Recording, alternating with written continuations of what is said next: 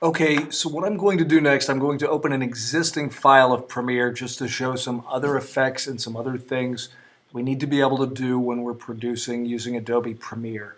So I'm just going to open a recent file that someone else has done. So I'm going to do Jason Practice.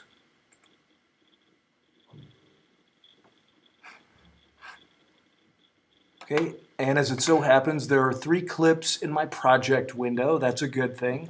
It takes a few seconds to load them up, but there's clip 1. These are all from the first day we brought out the videos in class. Clip 2, clip 3, which is very similar to that. All right, there's already a sequence, but there's nothing on my sequence. I'm just going to choose a clip from here. All right, I'll start at the beginning of the zoom, even though it's kind of a crazy shot, and I'll drag through and just let it go to there. And set that as my in point and my out point. Remember that from the previous video. In point and set out point, or I can use the I for in point and the O for out point on the keyboard. All right, there's a keyboard shortcut for everything. So then I'm going to click insert. It inserts it onto my timeline. I'm going to zoom in so we can see that a little closer. This is a really short clip, by the way. It's less than, I think it's about 2 seconds. We'll find out. Yeah, it's about 2 seconds. So that might be a good opportunity to show an effect called changing the speed of the clip. So what I can do is this. If I go to this clip down here, I can right click and choose speed duration. All right, I'm going to, a new menu comes up right now. The speed is 100%. I'm going to change that to 50%. That's going to, whoops, I don't want 15, I want 50.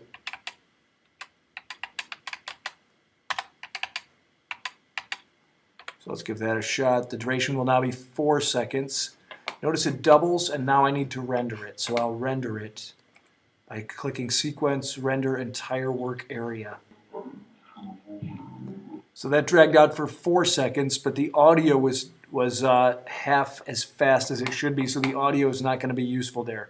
So what I'll do is I'll lock the video track, and I'll delete the audio track. So it's highlighted. I'll just hit the delete key. Now the audio is gone because it didn't match up with the video. So I will unlock this, turn this back on, and now unlock that and turn that back on. Now I'll be able to choose a different clip here. And this is Vito talking. It's only 9 seconds long, so I'll choose this one. This one's 48 seconds. So what I'll do is I'll drag across. It looks like the video doesn't change much, but it's at this point Video gestures with his hand. Vito gestures with his hand. Those points too. So let's hear what he's saying. And so, I'll choose and it's. Okay, so I'm going to set that as my in point. Notice I use the frame back or step back, which is 1 frame at a time. I'm going to choose set in point.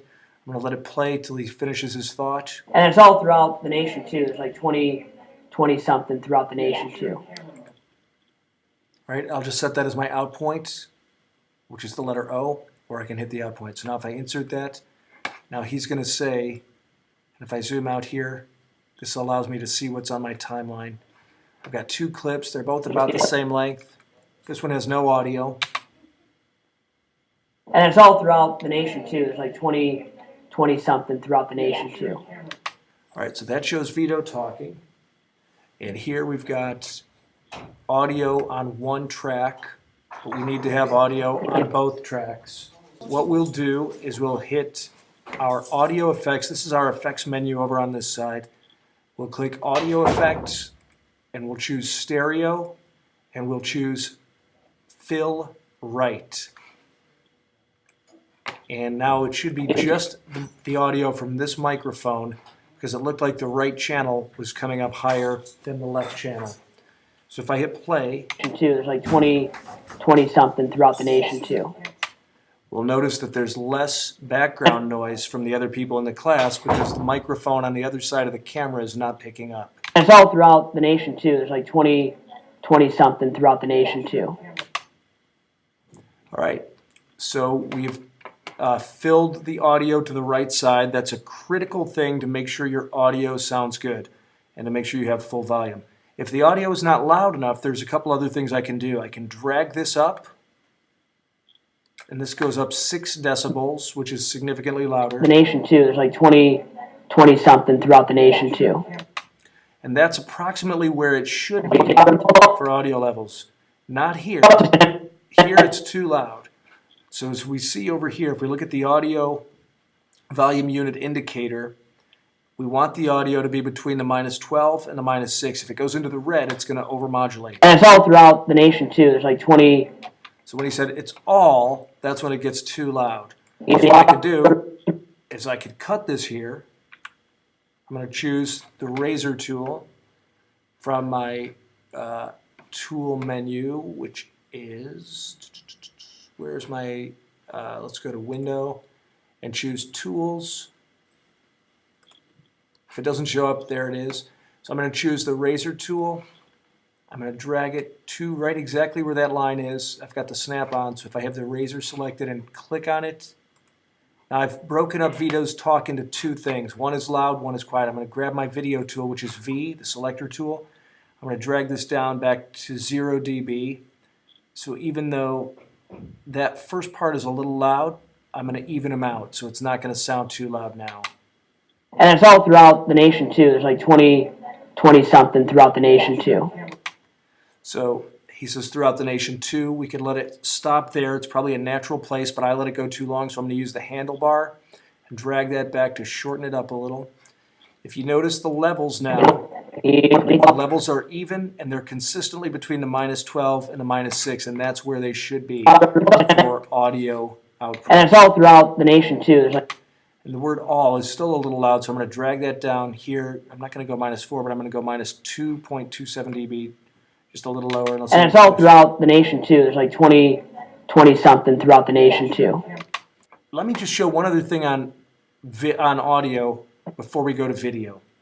So let's just hypothetically say that Vito's audio is not loud enough. Let's say I've dragged it up as loud as it can go, but it's still too loud. I can right-click on it, and this will allow me to open it up and edit it in Adobe Sound Booth. So audio details are critical for the project. So I'm going to choose edit in Adobe Sound Booth, and then I'm going to choose render and replace. That's going to open a new program called Adobe Sound Booth. So Sound Booth opens, and now we see a visual representation of the waveframes, the waveform of his voice. So I can drag that up here, just click on this handle, and notice the levels go up. Right now they're up 5.4 dB, which takes it just about to the top level it can go. Right about here it might be a little too loud, so if I drag that back down a tad, and then if I click File Save, it'll replace the audio from Adobe Premiere with this new louder audio from Sound Booth. And we'll notice that the levels here look louder. It's just significantly louder down here. And it's all throughout the nation too. There's like 20 something throughout the nation too. Notice the levels were up into the -6 range and beyond, so I'm going to just turn them down a tad. They went a little too loud, but I just wanted to show you how to do Adobe Sound Booth. And it's all throughout the nation too. There's like 20 something throughout the nation too.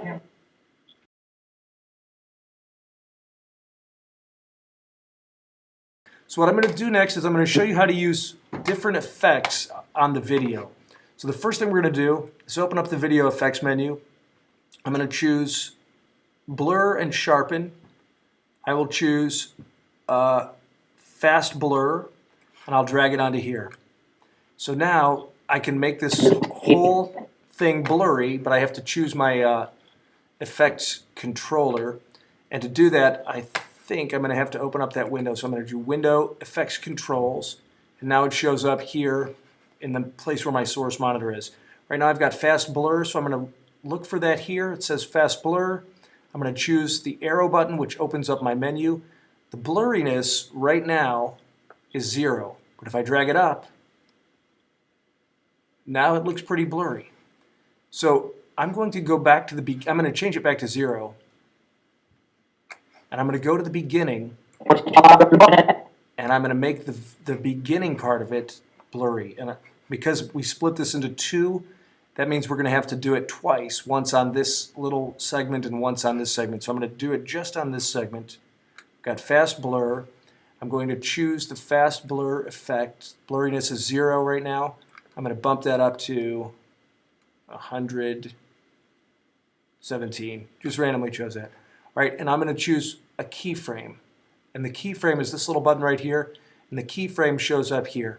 So now, if I go to the end of that clip, I can change the parameters of the blur. So if I add another keyframe here, I'm going to drag that blurriness down to 0. And then between this point and this point, it'll start out very blurry, and it'll end up not blurry at all. So if we hit play... And it's all throughout the nation, too. There's like 20... So it went from one parameter to another because of the keyframes. We will put on a different effect on this video. So we'll put an effect over this video to change a parameter of that. So if I add another effect here, there's many different things I can do. There's tons of different effects I can do. I can do a lens flare, I can do lightning. So let me try, what's a lens flare? Let's say I wanted a lens flare. I can move that to here.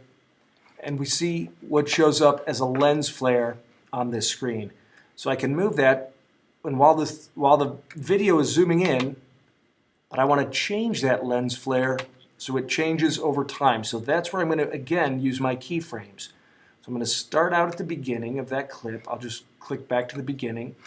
I'm going to choose lens flare in my effects controls. I'm going to change these parameters, and I'm going to create a keyframe. So right there is my lens flare center and brightness, lens type, and size. I'm going to leave the lens type and size the same. That's fine. That's okay. I don't care. And I don't know what blend with Ori is. I don't know what that even means. So I'll take that off. Okay. So we'll change the flare center at the beginning. And we'll just move it off to the side at the beginning. So if we move this forward, it stays there.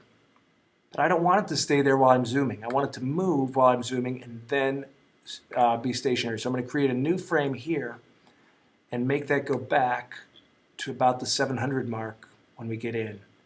All right, and now it looks like Verche has a halo.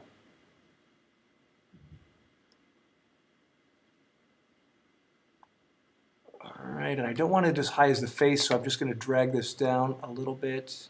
Oops, that's up. Change this parameters down. And now it'll stay that way till the end of the clip, unless I change it. So I'm going to change it again when we get to here. I'm going to put another keyframe there, and I'm going to change the flare brightness from 100% down to 0%. Well, let's make it 11%, so it's a little bit. All right, and now it should go from the beginning to the end, and we should change that flare from the beginning. And it's all throughout the nation, too. There's like... All right, so we see two effects there, and we see changing the effects over time using a keyframe. I'm going to do one more thing with keyframes before we wrap it up. So the next thing is titles. I'm going to choose title, new title. I'm going to choose a default still. I'm going to call it just title 01. It automatically saves in my project window. This gives me wherever my indicator is on the screen, this shows me what my background is going to be for the title. So I can type anything. I can choose the title properties over here and choose the controls here. Or I could choose preset styles here with preset colors. These are oftentimes kind of gimmicky, but sometimes it's just it's worth doing it just for fun. So I'll do that here. I'll choose this style, and I'll type right here. What shall we say? We won't use his real name. We'll just say, I don't know, Professor Vito. All right, and now we don't even have to change the size. I could change the size if I want. I could change it, right now it's 52. I could change that size to 77, to 79.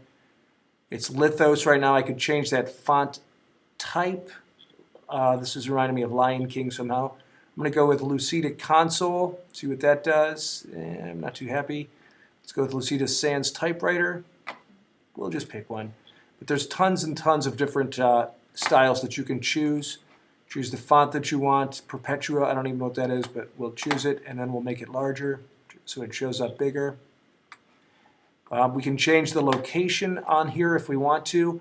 All of your graphics should be inside this box. This is called your safe title area. That's what these lines are for.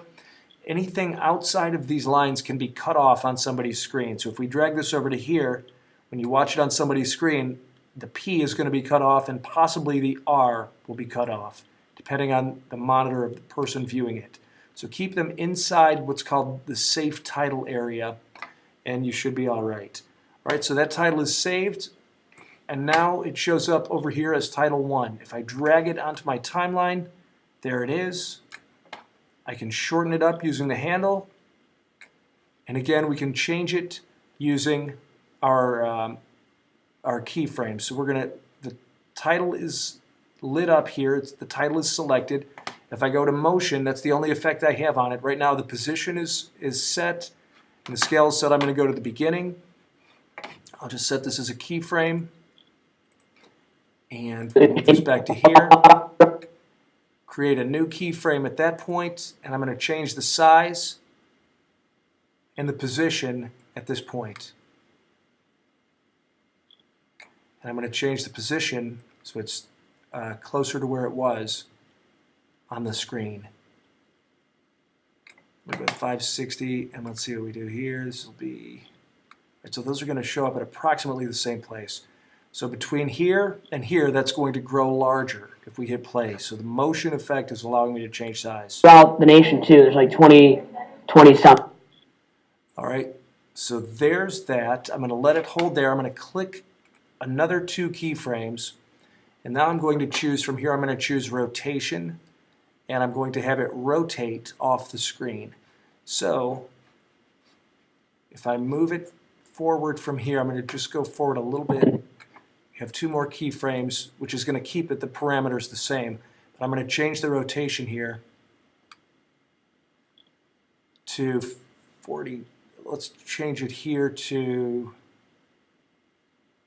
let's go to 50%, or 50 degrees rather, 60 degrees. And then over here, it'll be all the way around back to 1 times 60 degrees. All right, and so if we do that and click a rotation point there, and then come back to here and choose a rotation point, I'm going to line it up with this last keyframe. So I'm going to choose a rotation point here and add a keyframe there. I'm going to go back down so it's not, so it's at 0 where it was. So it's going to start out at 0, and then it's going to flip around and get smaller again and go off the screen here. But it's not going to go off the screen unless I add keyframes here and move it off the screen and make the scale smaller. So it's going to get smaller. It's going to go up off the screen,